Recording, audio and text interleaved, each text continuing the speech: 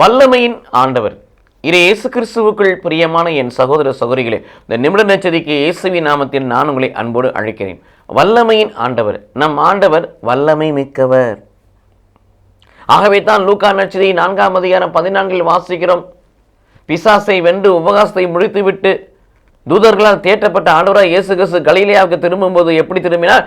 வல்லமை கொண்டவராய் திரும்பினார். திருத்துதர் பணி 10ஆம் அதிகாரம் 38 வாசிக்கிற பரிசுத்த ஆவியானவரால் நிரப்பப்பட்ட ஆண்டவராய் இயேசு கிறிஸ்து கடவுளும் அவரோடு இருந்தபடியினால் செல்லும் இடமெல்லாம் பிசாசு துன்பப்படுத்தி அனைவரையும் சுகப்படுத்தி நன்மை செய்து கொண்டே சென்றார். அவ்விடத்தில் வல்லமை இருந்தது, அவருடைய வார்த்தையில் வல்லமை இருந்தது. வார்த்தையை அனுப்பி குணப்படுத்தினார், வார்த்தையில் வல்லமை இருந்தது. பெரும்பாடுள்ள பெண் ஆடையை தொட்டுகின்ற போது ஆடையிலிருந்து வல்லமை ஏறியது, அவருடைய ஆடையில் வல்லமை இருந்தது. யாயிரும் மங்களுடைய அந்த மரணத்தில் மரித்த யாயிரும் அவருடைய கைகளை பிடிக்கின்ற போது அவர் உயிர் பெற்றார், அவர் கரத்திலே வல்லமை இருந்தது. மத்தேயுவை அழைத்தார், அவர் பின் சென்றார், அவர் பார்வையிலே வல்லமை இருந்தது. அவரிடத்தில் வல்லமை இருந்தது, அவரிடத்திலிருந்து எல்லாவற்றிலும் வல்லமை இருந்தது. அப்படிப்பட்ட வல்லமை மிக்க ஆண்டவரை நாம் ஆண்டவராய் பெற்றிருக்கிறோம்.